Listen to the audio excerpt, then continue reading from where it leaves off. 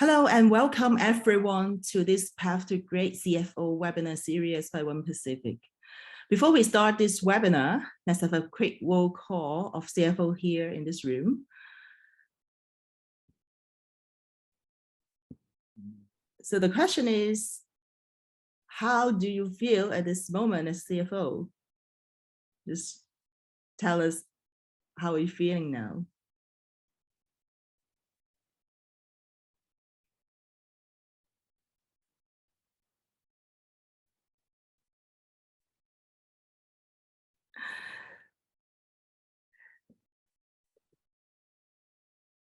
Okay, so we have 100% of people telling us that I want to be a great CFO, which is exactly why we have this webinar. At One Pacific, we have designed this theme, Path to Great CFO, because from our conversation with CFOs like you, we found that you really crave for new insights, which are not in the textbook, and you really need something about modern technology for your finance function and organization. And since many of you are aware, you might need a new mindset to lead in 2023 onwards. And we now hear that you really want to be a great CFO. I hope today's speakers sharing and our resources on our Knowledge Hub will help you become great in this journey. So let's take a look at today's agenda.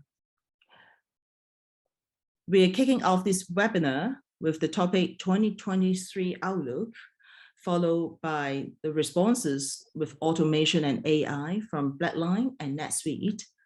And we'll also talk about very practical scenario planning that CFOs will need in your organization.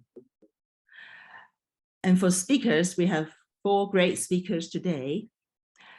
First of all, we have Donald Austin, Managing Director of One Pacific.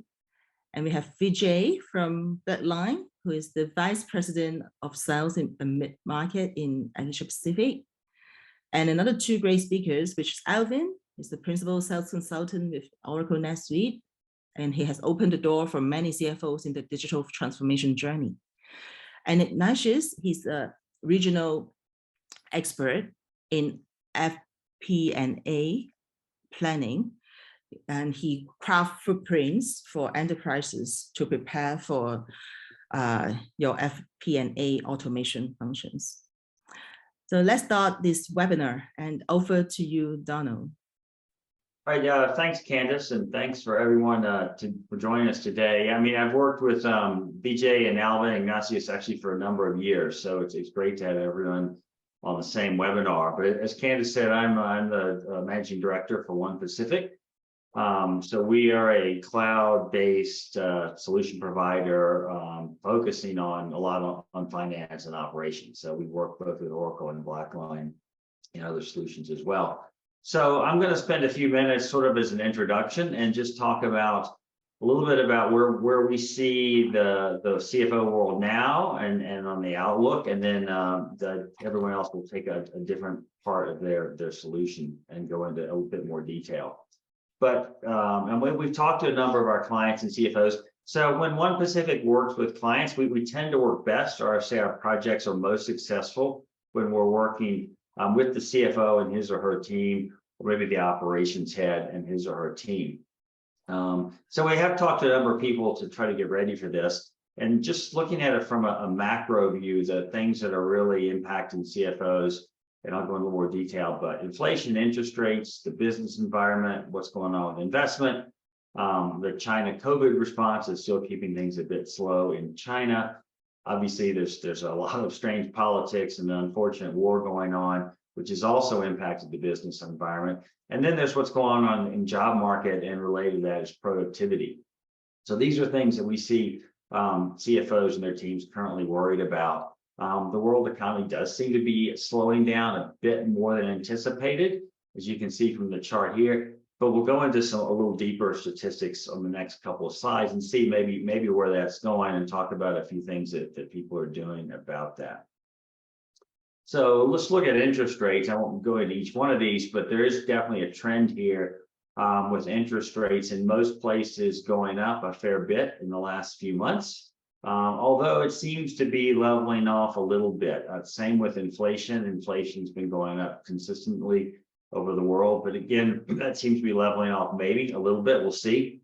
I know there was one of the United States Federal Reserve governors today thought that or basically said there will be continued rate hikes, but they'll probably be slower than they were in the past. So that's probably general good news, but we are operating in a higher interest rate environment now, and it's probably going to be that way definitely throughout 2023. Global business environment. I think this is actually a pretty interesting chart because it goes back over a year.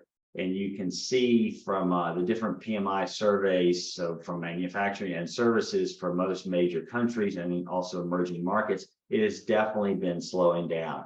So what this tells us is that the business cycle is getting slower, and it's likely probably get a little slower as well. So we've kind of gone from the green, into the orange and red in some areas. So I think this is actually, to me, the most interesting slide that I'll go through, because it really lets you see that globally we're seeing a lot of things slow down. And if in Asia, we're relatively dependent on what's going on in the global economy. So I think this is quite important, and we'll talk about some things that we can do there. A little bit on investment. So this is just a slide on investment or venture capital investment up to Q3 of this year, 2022. So again, it's a kind of a consistent message. The total funding is down 34% quarter over quarter. There's a drop in unicorns. There's a drop in large funding in Silicon Valley. It's the lowest since 19. Also in private equity, I didn't have any good stats, but just based on general articles I read and people we talk to, you're seeing write-downs in the value of portfolio companies in various funds. So again, those can come back up, but it does show that there's a reduction. But there does still seem to be a lot of funding that's uncommitted. So if you're dependent on investment, I think the funds are still there, but it's probably going to be a little harder to get, and the valuations will probably be a little lower. This is kind of a consistent trend globally, as we can see, and also in Asia as well. So this is expected to go on a little while longer as well. And I think this is interesting as well. If we look at job market and productivity, so the unemployment is coming up a little bit, both in the Eurozone and the USA, as we can see in these statistics. But to be honest, it is still lower than it has been in the past, taking exception to the COVID times. So unemployment actually is not that bad. But what we hear, and this is sort of anecdotally, productivity, particularly in the service and high-tech industries, is a concern, and that's actually playing out on a daily basis. In the past few years, profitability in those areas has been really, really high. And as they say, that profitability hides a lot of problems until it doesn't. This is not a new situation in the business cycle, but now we have lower revenue and inflation, which is going to really impact a lot of companies. Just a couple of months ago, the Google CEO, Sundar Pichai, noted that productivity is not where it needs to be. And we're seeing the results of that right now. A lot of the high-tech companies are having layoffs, some of them quite large. I think Meta has laid off 11,000 people. Amazon just announced a number of layoffs in their corporate staff. So it's playing out. I think that's an effort to boost productivity. But on the flip side, those companies did do some massive hiring during COVID. So we'll have to see what happens there. But what we expect to see is a lot of other companies will follow in their lead. And we're seeing that a little bit with smaller companies, and they'll start to look at areas where they can lay people off in an effort to try to get more efficient and obviously reduce costs as well. So for CFOs in particular, actions and impacts, I mean, some business actions that people can take, and it depends on everyone's company, is different, but it depends on your situation, but definitely reducing and managing debt due to rate increases. So the funding rates are, you can see, have gone up a lot, even though it's still only at 4% for the secured overnight funding rate, or a little lower than that. That's still a huge jump from what it was earlier this year. So if you have a variable rate debt, it's going to be a big change. So people are looking at managing that. If you're working in other currencies, managing the impacts of a strong dollar, and you can see the dollar index, the dollar is quite high. we're starting to see some third quarter earning reports, and a lot of the larger companies are, part of their lower profitability is based on a strong dollar, and they have revenues in other countries. So that's certainly going to be an issue probably for a little while through 2023 as well, although the indexes come down slightly later. And then there's always focus on cash flow and projected cash flow. Obviously, everyone should be doing this at all times, but when you're going into maybe a little downturn, there's a higher focus on that, on managing the cash flow, and then definitely what's my cash flow going to be out over the next few quarters. So what are some organizational actions that we would recommend, or the CFOs and their teams can take? One specific, we have a position that the CFO and his or her team are the owners of the business model, right? That means that they understand all that happens in a company and how it impacts the finances. So they know what levers to pull, what things they can do to change the business and increase the profitability, reduce costs. So with that knowledge, we look at the moment, efficiency and better actionable insights, which to us translates into what we call automation and analytics. And you'll see some of that later on from the different team members that are going to present. And I'll talk about just a little more detail in the next couple of slides. But this kind of goes back to the previous few slides about companies using this opportunity to become more efficient. And the finance organization actually has a great opportunity, because by looking at some of these and implementing some of these efficiency and automation activities, you're really leading by example, and other parts of the organization will follow. And a number of the areas that I'll talk about are we call low-hanging fruit. So some of it's actually not that hard to do, and you can get pretty quick returns, which really sets a great example, I think, for the rest of the organization. So as an overview, though, but spending on business solutions and cloud, it's actually still rising. So we talk about, the lower PMI, lower business activity, but cloud is still relatively popular. The efficiencies are still there, and it is rising among companies to spend, but probably not as fast, right? So this goes to people being more targeted in where they spend. So instead of just large, giant projects, they're being very targeted in what they take on. Because of that, we always say clients should approach a project with clear business objectives, goals, and measurements, and if possible, a way to determine a return on investment for the projects. And on some of these, maybe some small automation projects, that could be quite easy. And the base, or what we call the ticket to entry, is generally having a modern ERP platform, such as Oracle NetSuite, because it gives the CFO, it gives you an enterprise-wide view of the operations, and you have a single source of truth from which to work. And having that base set of enterprise-wide data, you can use that to gain more efficiency and to improve the analytic capability. So let's just talk about efficiency or automation for a minute. So this is what we say is automating the manual work or removing the mundane.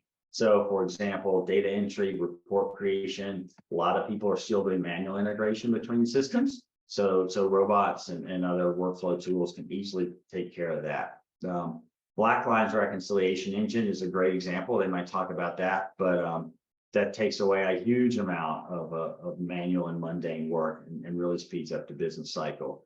Robots can generate reports, read emails, and even make basic rule-based decisions, which free up a lot of time. And we've done some ourselves in One Pacific with a few robots. And we did an ROI measurement ourselves, and the ROI was several thousand%. The way it speeded up the time. So these can be quite simple.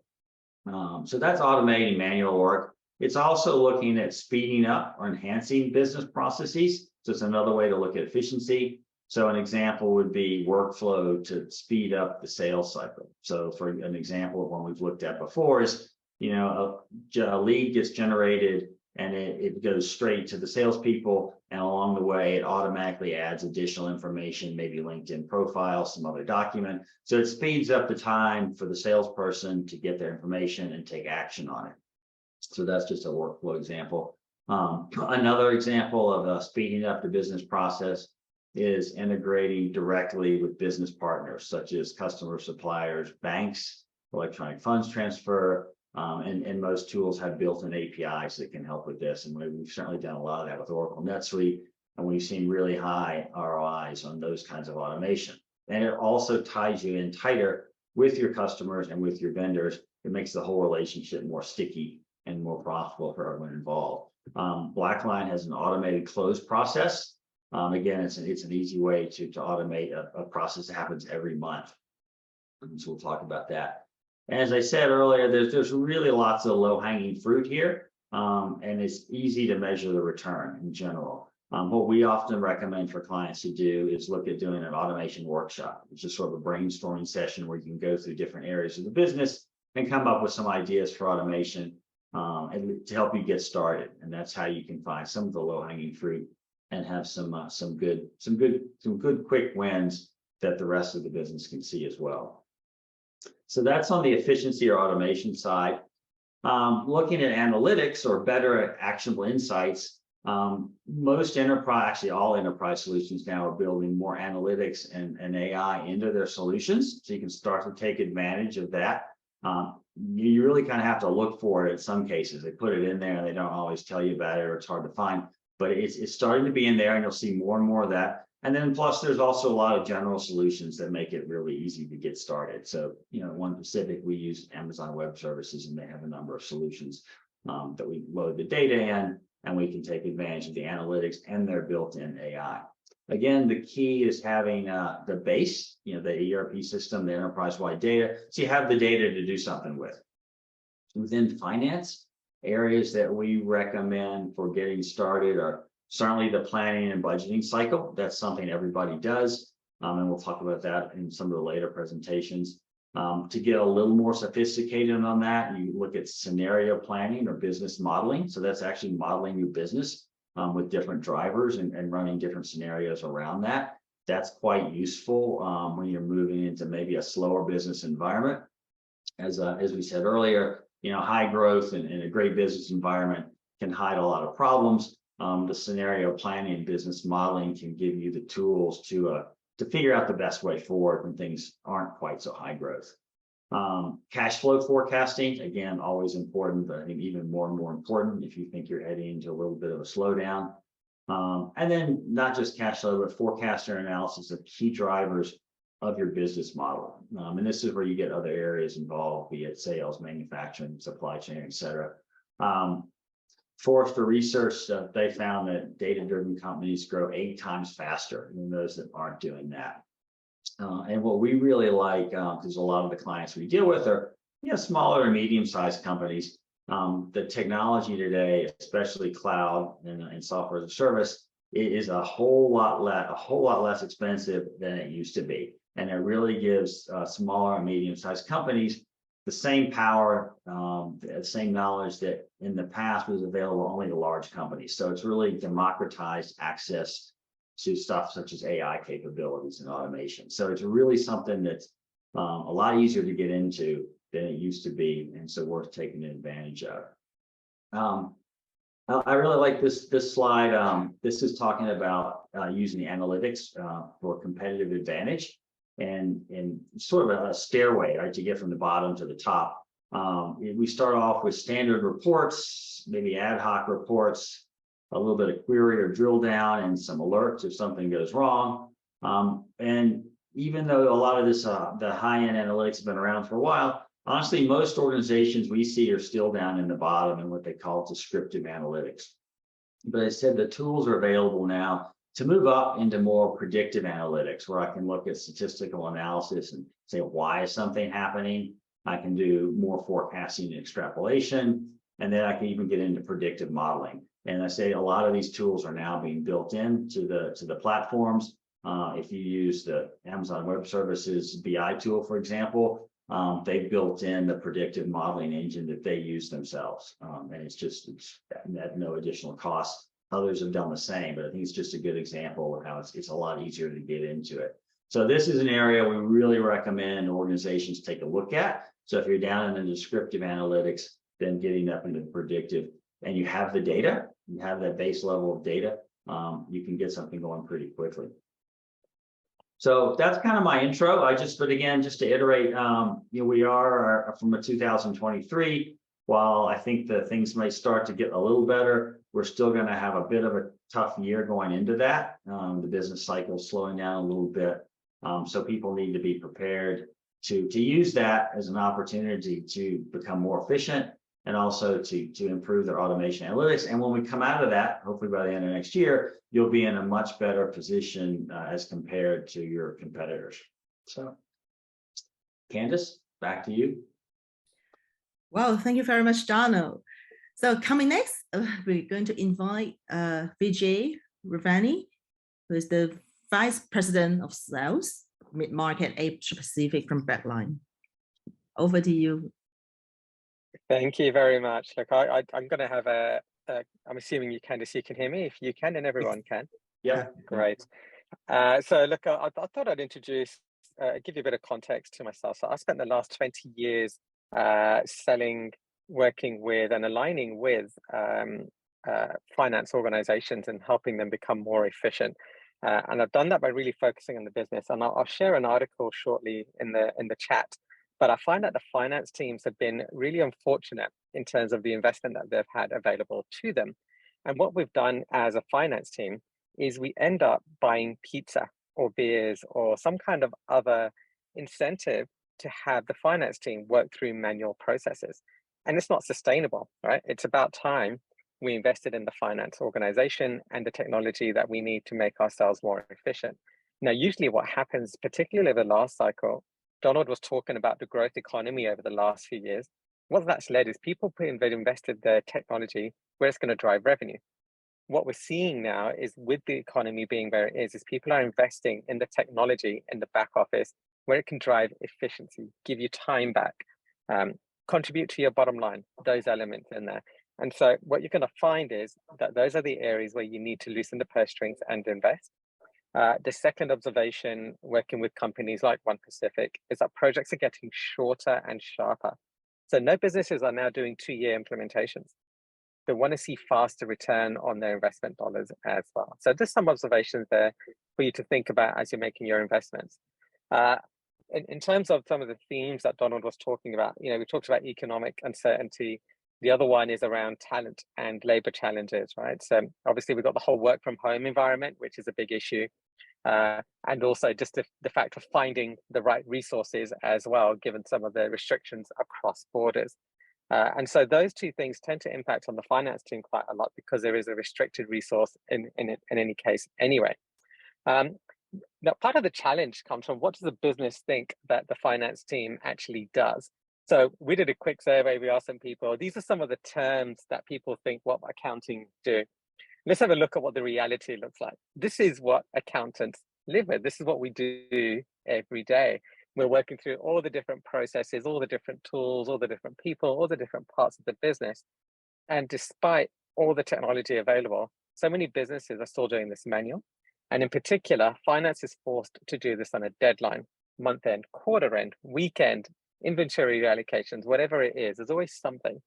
What that translates to is specific pain for both the accounting team and for the management team who sit around that. So there's multiple systems. The spreadsheets are still a part of our lives. We all love our spreadsheets, of course. There's risk to data of having those multiple systems, particularly if they've got manual integrations like Donald had talked about as well. Now, when you look at why manual accounting isn't sustainable, we can't keep doing this, is time.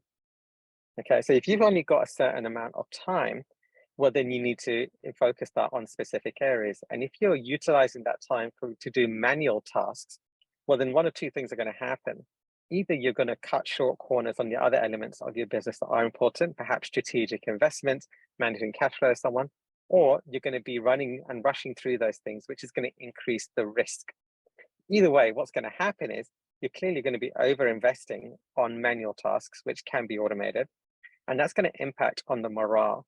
What we're finding, particularly with the Gen Ys and the Gen Zs coming through, they don't want to be doing manual things. They want to work on exciting projects. They want to work with technology. They want to bring ideas. And so, if you want to retain your staff, you're going to have to move them off the spreadsheets, off the manual reconciliations, and introduce some automation into your business.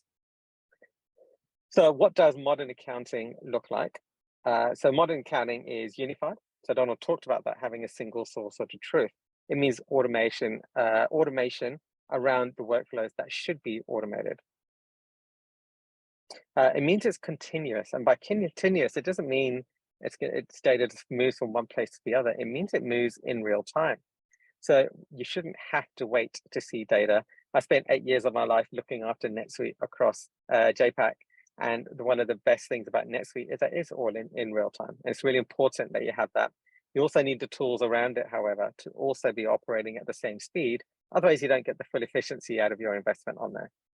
This final part of this is what people often forget. It's got to be achievable.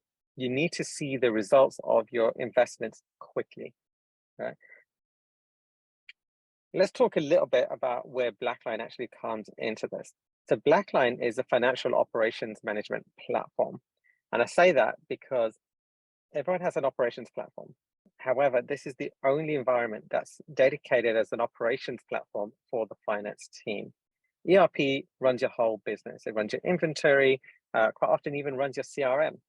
However, the sales team have Salesforce.com or NetSuite. All the different units have their specific industry-based solutions. BlackLine is the solution for the operations in the finance team. And there's 3 key areas where we bring automation through either AI and machine learning. There's a closed process management. There's accounts receivable automation. And this is really tied to the other point that Donald was talking about, which is cash. And then the third element to this is your intercompany financial management. So if you've got multiple subsidiaries, you've got multiple organizations around the world, or running through different structures, which is the right way to run your business, the interaction between them needs to be more efficient. That's effectively where BlackLine helps. Now, BlackLine, I'm going to talk a little about NetSuite because that's my passion as well as an ERP. Now, people often ask, well, why can't my ERP do this? Well, the reality is it doesn't. So BlackLine works with multiple ERP solutions. NetSuite is, of course, the leading cloud supplier, so we do talk to them a lot, and we find that most NetSuite customers are now running BlackLine to support their financial operations. So this visual does help you indicate where it fits in around NetSuite. Now, if you do this effectively, what you will have is high visibility. You'll be able to make more intelligent decisions, and the next 2 speakers will talk a little bit about that, how you can use that intelligence and drive that intelligence. And the key part here is the optimization and elimination of your manual processes. Okay, so if you can do something automatically, why would you do it manually? And I always equate this to the microwave or the washing machine. My mom grew up at a time where they didn't have those and did warm things up manually, but as soon as the washing machine became available, everyone's got one in their home, the same with the microwave. So why would you not give yourself at work the same automation tools when they exist and they're commonplace? So I'm just going to talk through one process real quick, just to give you an indication of how this ties together. Now, the closed process is one that I am amazed is still the same as it's been for the last 20 years. It's still highly manual, still requires a lot of manual intervention. And there's tools out there that automate it. So if you look at the concepts and the consequence of a manual closed process, these are the areas that are hurt, right? There's still lots of paper flowing around. There's still multiple people who need to sign off on things along the way. Do you have an Excel spreadsheet that manages it all? It's in a shared folder with multiple tabs. It's open to errors, it's open to risk, and it's open to compliance challenges. What BlackLine would enable you to do, first of all, is to streamline that process by centralizing some of these areas, standardizing, making it role specific, much like NetSuite does and most ERPs will do, and to give you the rules-based matching.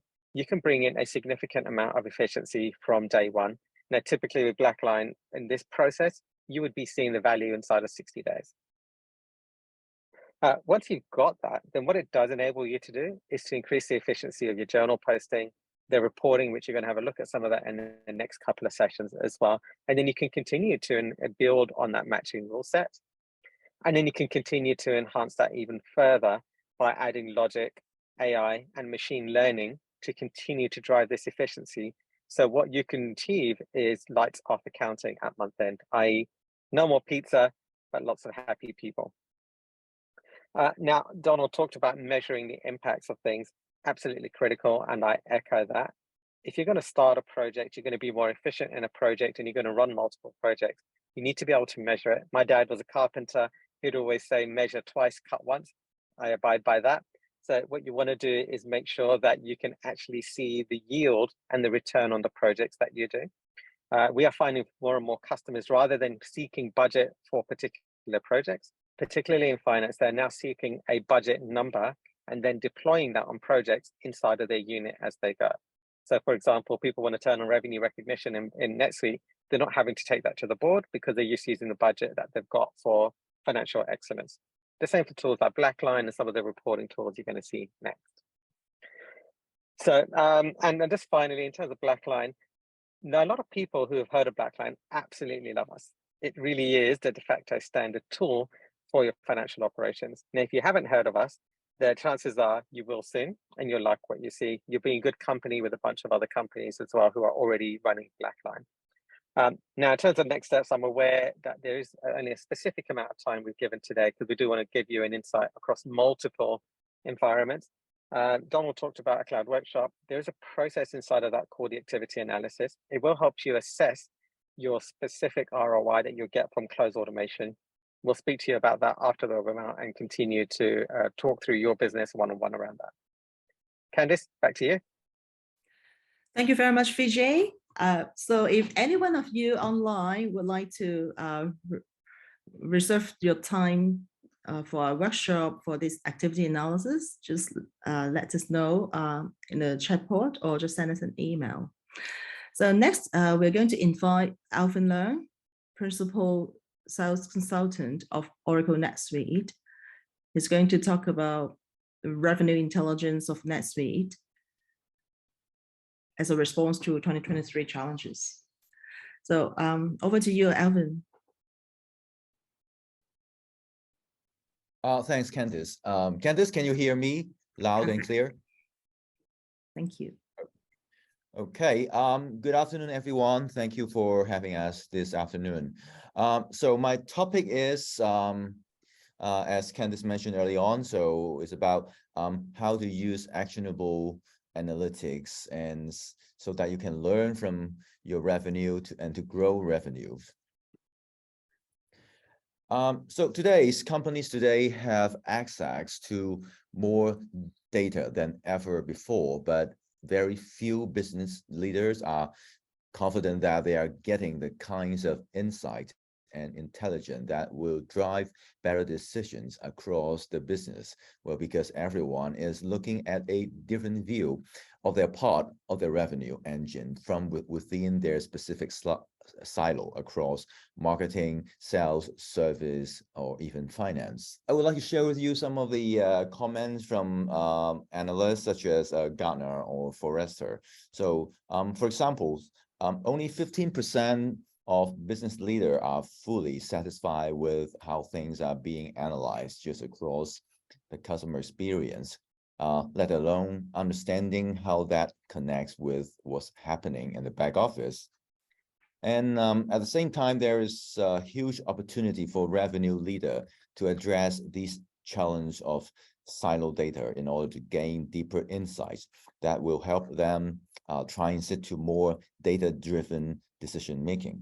So according to Gartner, by 2022, up to 65% of sales organization will transit from intuition-based to data-driven based decision-making organization by making use of artificial intelligence and also machine learning analytics. So here is some common challenge which I believe most of you are facing. So historically, there has been challenge to run business in data-driven way.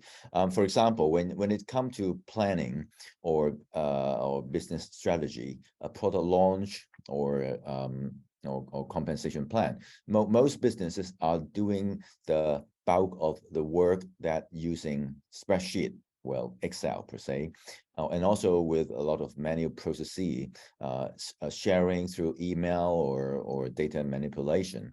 Well, it's a perfect recipe for delay or error and also miscommunication. So organizations also face a lot of challenges. They have to access different systems to get information that's spread around the legacy system. It can be your accounting system. It can be your supply chain system, ERP or CRM, with their own personal notes or email. So they're spending a lot of time to understand their buyer, but all that information doesn't help them to knowing the right time to reach out to the right customer with the right message. So due to the disconnected system, not only buyer or seller, but business are also at risk of losing opportunity because no one is seeing the patterns, the anomalies, and the hidden correlation that can't be detected by manually looking at reports that only tell part of the story. On the other hand, connecting all those systems is costly and time consuming. Well, for example, to get a AI-driven insight and machine learning-driven analytic require expensive resources like data scientists and also a highly efficient infrastructure. And it still takes time to build up the model and insight from ground up.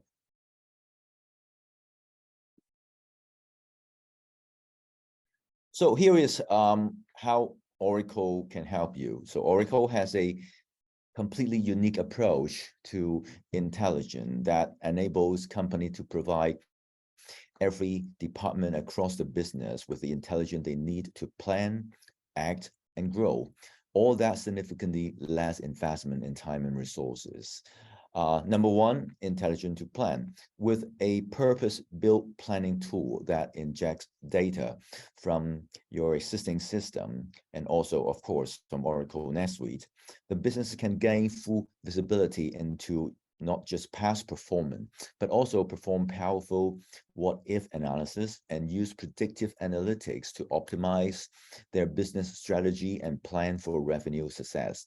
My colleague Aggie will show you those what-if analysis in action in a minute.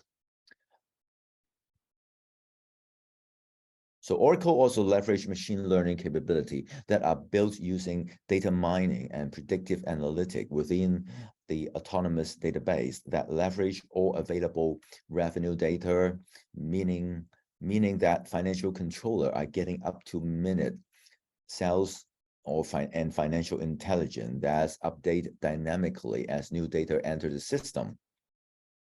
Last but not the least, and out of the box, ready to use cross-functional analytics provide immediate insight to help revenue leader grow the business without the need for huge IT investment and data scientists. So all of the above can help businesses like yours truly learn from all the revenue data available across your organization, so you can apply those insights to your strategy and ultimately grow the business. So here is an illustration of without Oracle Intelligence and with Oracle Intelligence, what the difference it can make. But given the limitation of time, I cannot go through all the pillar by pillar. So I will just pick the last pillar, analysis. Okay, so during planning ahead of a new fiscal year, for example, so CFO or business leader are tasked with coming up with strategy, and the revenue leader in order to understand how the business is performing across marketing, sales, service, finance, have to work with IT to develop usable dashboard. Well, that may take time to build, and don't always give the clear picture they need to make data-driven decisions to steer the business. So but with Oracle Intelligence Solution, now the business are approaching planning differently. With Oracle making all the necessary connection and providing the tool need to uncover real insights that help drive decision making. So if you look at the last column, analysis, CFO now are able to access powerful insights that blend KPI across sales, marketing, service, and finance. So these complete the picture of performing just works automatically, delivering exactly the kinds of insights that the CFO needs in order to steer the business, including forecasts that blend financial data with pipeline and to triangulate around the most accurate pictures of performance possible. So to summarize, what I just mentioned about, there are many solutions that do parse and what Oracle consider as intelligent, but only Oracle can provide a set of tools such as predictive planning, which based on our powerful artificial intelligence platform and also purpose-built for planning and analysis. Secondly, embedded seller insights, which are built on foundation of native AI and machine learning for real-time guidance. Third, cross-functional analytics. So we have pre-built analytics ready to use out of the box, or up to more than 300 dashboard and KPI, which you can use just right out of the box, which blending front office and back office data to get a deep analysis of every part of your business. Last but not the least, using connected financial and pipeline data and powerful predictive analytics, which kept to help CFO or controller to predict performance and make data-driven decisions. To give you some example, so for example, Oracle Analytic Warehouse. So this is what I call our flagship product or flagship solution to help our customer to make use of artificial intelligence and also machine learning platform. So with Oracle Analytic Warehouse, you can make decision on day one with access more than 75 pre-built KPI dashboard. So whether it is win rate, opportunity, your prediction of your financial statement, your data transfer over immediately, so there is no waste time or building time required. Our system knows what type of data you are transferring and quickly create visualization and analysis, so you can drill down into the data to start making better decision. And your views are fully configurable. Let you set up dashboard to get the view you need to create specific KPI that are required to your business. Well, secondly, this also help to improve collaborations. So this is not just a dashboard or some imaging. So you can also make use of these to collaborate with your colleagues, having one unified view with a single data model across all your application, be it ERP or supply chain or finance, unlock the ability to collaborate effectively across department. So, but we don't just leave that up to you to make it happen. We provide embedded collaboration capability into the analytics. So this allows you to provide comments on KPI or dashboard without leaving the system. And you can also set up alerts so that the right stakeholder are aware when specific trends need attention. So with these robust platform, you can perform a lot of functionalities such as predictive planning and also advanced forecast. Okay, so well, given the limitation of time, I wish I can drill down further details, but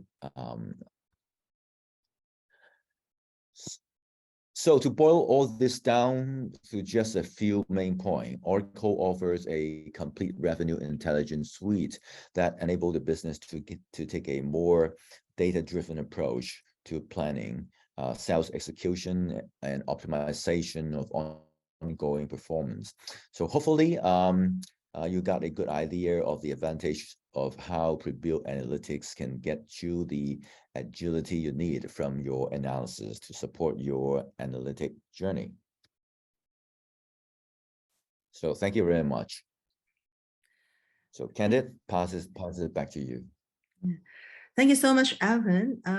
So while we are having Aggie preparing his presentation, let's have a quick poll, and we would like to hear your thoughts on Alvin's sharing. Just click this poll to let us hear your thoughts. And our next speaker, Aggie, He's from Oracle NetSuite, and he's a sales consultant for Asia Pacific, primarily for planning and budgeting. That's why he's going to share a lot of thoughts on scenario planning from Oracle NetSuite. So over to you, Iggy. Thank you, Candice. Yeah, so the last presenter always need to have a really good control, just like you guys when you're preparing your budget, right? So we're running a little bit late, but yeah, I'll try to, squeeze everything into, give you guys something crispy. So in my previous career, actually, let me share my screen first. Okay, can you see it now, Candice? Yes, perfect. Great. Okay, so in my previous career, I was in the professional service helping, enterprise to design and set up their planning and budgeting system. So back in the days, we were talking about, on-premise system, and now we're in the cloud and automation age. Okay, so during this time, I witnessed, how technology changes, how company adapt and embrace the, the new technologies, and how companies, like in different regions, in different industry are doing their planning. So I'm really happy to be here today to share the insights of practical, scenario planning.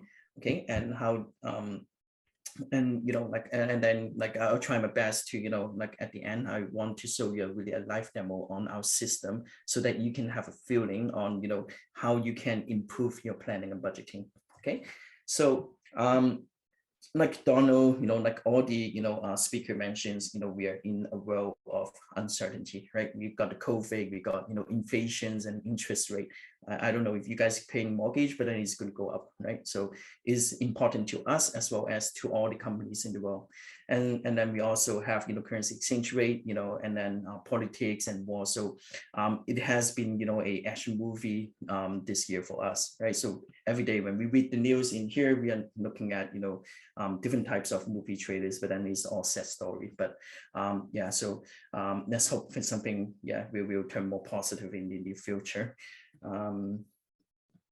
Okay, so in this kind of scenario, we are forecasting and planning for the uncertainty at night, in the boat in the middle of the oceans, trying to find the shore, right? So you need insights, you need to be prepared, what is going to hit you up next. Okay, so how can finance plan be accurate in time when business models, the economy, the technology are undergoing rapid changes, right? Like what happens when COVID-19's economic slowdowns, and how you need to be prepared at, right? So some forward-thinking CFOs and the teams are always using like scenario planning to eliminate some of their the guesswork. You don't guess, right? Like I don't make a business decisions just on my feelings. I want some proof. I want some financial data as well as external data to help me to make the decisions. Okay, so that we can be more prepared, and then we learn from the history.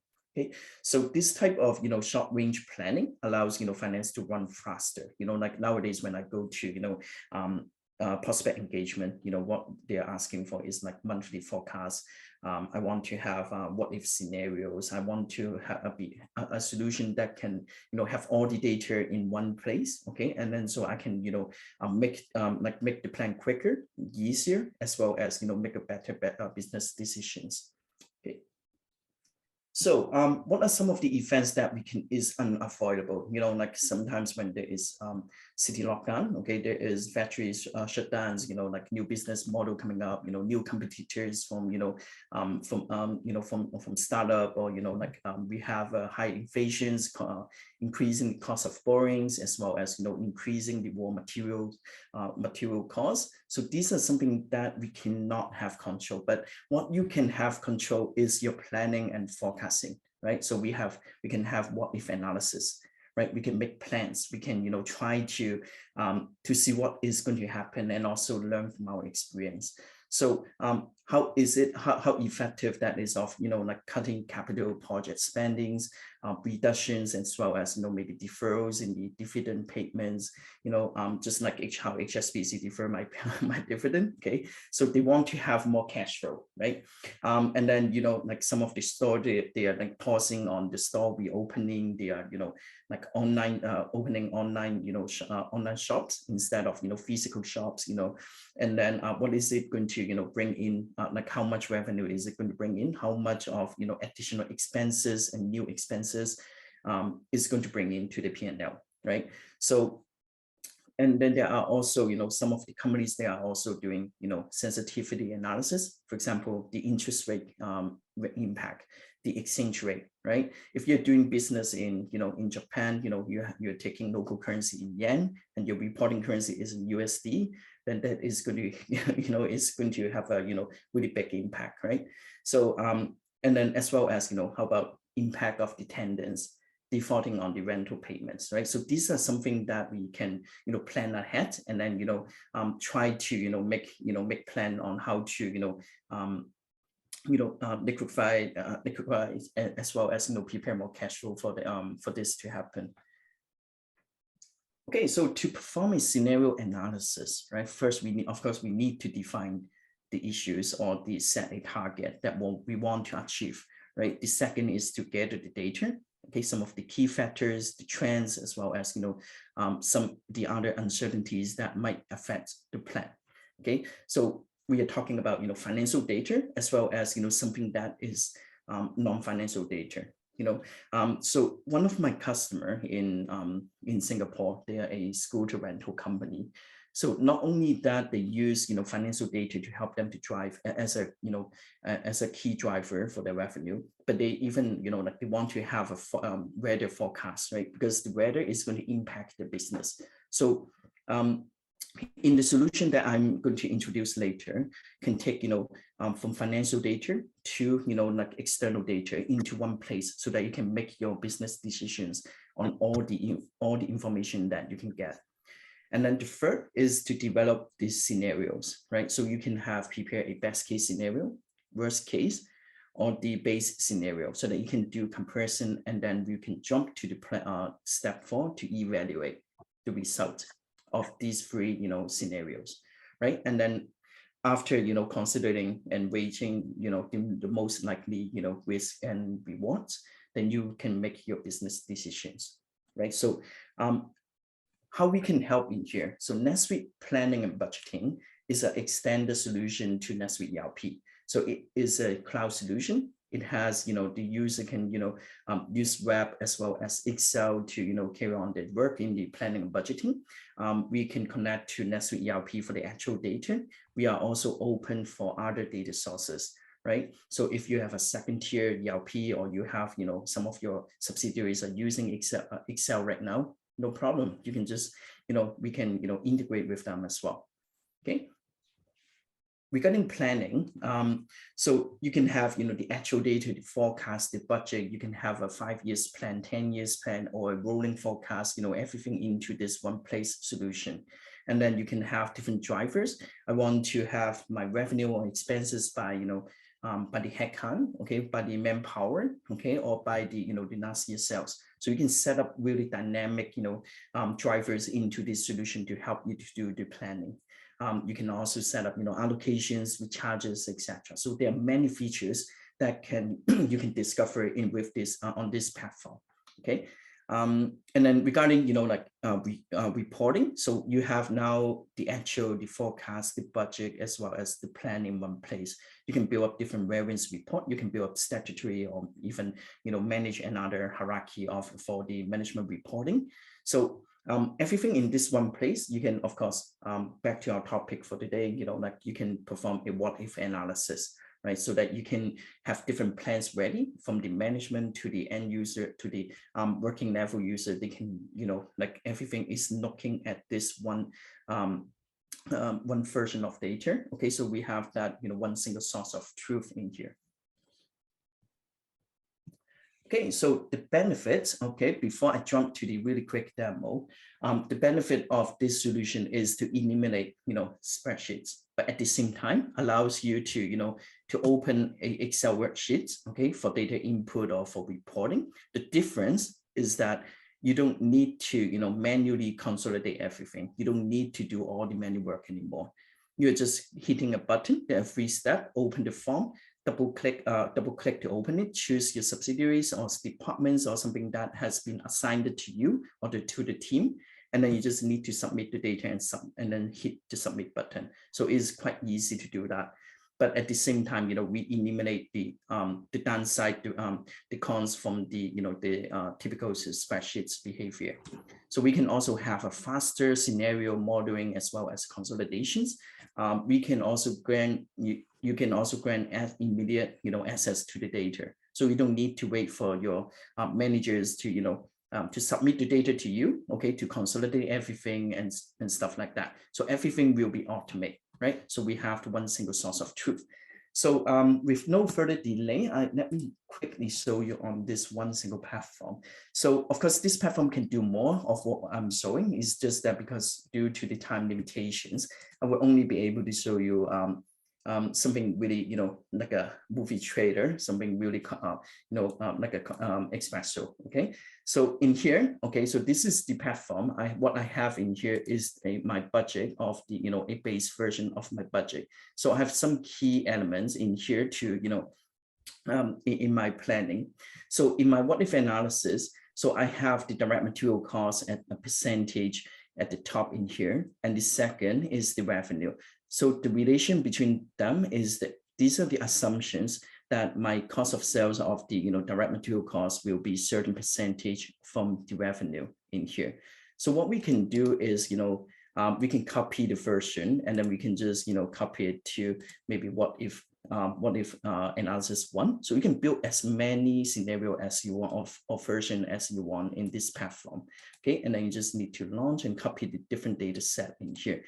So now you see that I have another data set on the site that is the what if analysis in here. Okay, so what I can do is, first I'm going to, okay, so I'm predicting that is going to have a, increase of the, direct material costs as well as logistic costs. So what I can do is, save this template and then it's going to immediately changes the cost for the indirect material costs and logistic costs and etc. So you see that we have a drop in the revenue. But what we can do is we can try to make plans. So of course it is not that easy in in real business scenario, but just an example of what you can do.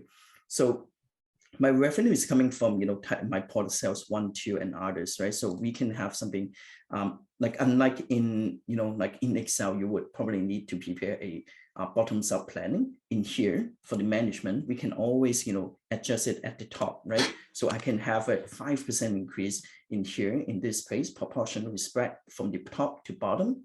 Okay, and then I can just save the form as well, and then it's going to change the the result immediately. And then we could have maybe custom costs in here as well. These are for the direct input, so we can have, and then we can just save the form in here. Of course, we can also build dashboard for for a better visualization, as well as to drill down to different to different elements for your insights in here. So the second thing, jumping on really quickly, is what we call a predictive planning. So what we have in here is we have different types of products. So we have historical data. So what we can do is using something called the predictive planning, where we can track the historical trendings from the past. Okay, so there is a seasonal pattern in here. So we can simply just apply all the members, all the products in this area in here, and then just choose my best case scenario and place it into the template. Okay, so again, I can also make like slightly adjustment in here as well, and then I can just save the template, right? So this can help you to do 2 things. One is if you already have something for the budget or forecast, you can validate if it is to validate against your actual data. Does it make sense, right? Like, does it if there is any human error, like maybe you some seasonal pattern that you did not aware of. Okay. Second, you could have, have something ready there for you to start off, and then you can just make adjustment on top of that. So this is the, predictive planning that we have, using the historical data with our built-in, different data models to help you to predict, what's coming up next, right? And then of course we can, also do, sensitivity analysis. So what you can do in here, we can have different set of version of the, currency exchange rate as well. We can also, have different version of, in this case, there's a template with all the projects. They have bank loans, they have different interest rate. So what happens if we, increasing the interest rate, right? So this is something what we can, what we can do in here to have different version of what if analysis. And then at the end of the day, we can build a report and to have a side-by-side comparison with the all the variance and etc. So during the time when I hit the button of the submit, there are two things already, being taken care of. First is to, translate from Taiwan, from the Taiwan local dollar, okay, to US dollar, okay. Let me choose it in here. So you can choose US dollar. So we already taken care of that based on the currency profile. And then there is also consolidations from different departments, from different, products, and then, to consolidate to the top level. So that in the past, if you're using Excel, that's impossible for you to do it in, like 2 minutes, right? So this is something that has been really improved, with the solution, with the automation, as well as, the automations, as well as, the currency translation and stuff. Okay. So one last thing, okay, with this solution, we talk about, eliminate to, remove the, Excel and so on, but Excel is actually not a bad tools, right? It's just that it has its, some of the, the cons, as well as, some of the downside for them. For example, you need to consolidate yourself. You need to, do many of the manual work, as well as, versioning control. But with our tools, this is out of the box that you can, install with your Excel, right? So you can do two things, right? Simply, you can even open the templates that I showed you just now, okay, directly from the worksheets in here, so that you can do all the tasks. And let me expand this so that I have the period at the top. I just need to, change it to a percentage, and then it can, affect about from January to December. So you can input the data directly, not needing to, opening the web console. Second thing is what we call a ad hoc analysis. So you have all the data in the system. Is about, now it's about how you pull out the data, right? So in this ad hoc analysis, it allows user to build their own reports really quickly. For example, we have different dimensions in here. So what I want to do is to drill down to the next level for different types of, for the gross profit, and then I can just focusing in the revenue, right? So I can focus in revenue, and then I can double click it again. So in here, I can, I will show you how easy that is. I can just, just using the Excel skill in here, and then your user can always, just build the reports and then generate the data directly from the, from the system. Of course, you can also, is a more like a pivot table where you can switch the, the rows and the columns, to have your own reports. So regarding what if analysis, so imagine you have two versions, you just need to change the, the version name. Okay, so I have a base. So now I can change to what if 1, okay? And then I can just change it, right? So how easy that is. And then you can, of course, build your formulas in here. So again, like if you are using Excel, right? So you cannot just get your real-time data, from all levels of your hierarchy. So with NSPB, NetSuite Planning and Budgeting, we allows you to, being able to, generate the data really quickly, to prepare the data quickly, to prepare your what if analysis quickly, as well as, to get out the data into something that is, able to be sent to you really quickly as well. Okay.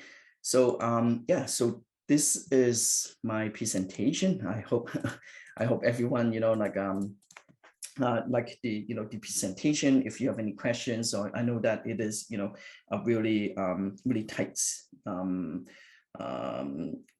schedule in here. So if you want to see something more, reach out to one Pat, and then we are happy here to help.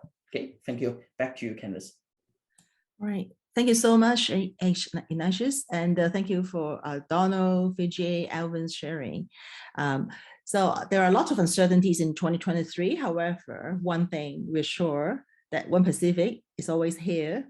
And as you can see, to be a great CFO is very fundamental to have your data as a single source of truth so that you can get everything on your analytics and plan ahead with all of the what ifs that Ignatius just shared. So today, this is the end of our webinar. Just email me, send us your feedback, and set up a call to discuss your unique business needs. Thank you, everyone, and have a good evening. Thank you.